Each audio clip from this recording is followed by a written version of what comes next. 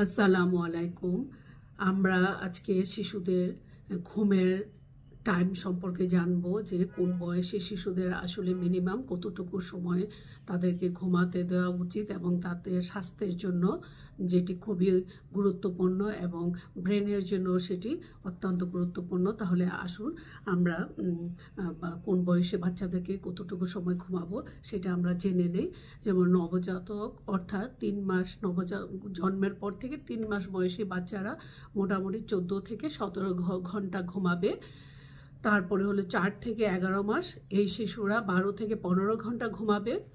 1 থেকে 2 বছরের শিশুরা এরা 11 থেকে 14 ঘন্টা ঘুমাবে।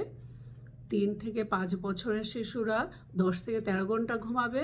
6 থেকে 13 বছরের বাচ্চারা 9 থেকে 11 ঘন্টা পর্যন্ত ঘুমাবে। 18 থেকে 17 বছরের বাচ্চারা 8 থেকে 10 ঘন্টা ঘুমাবে।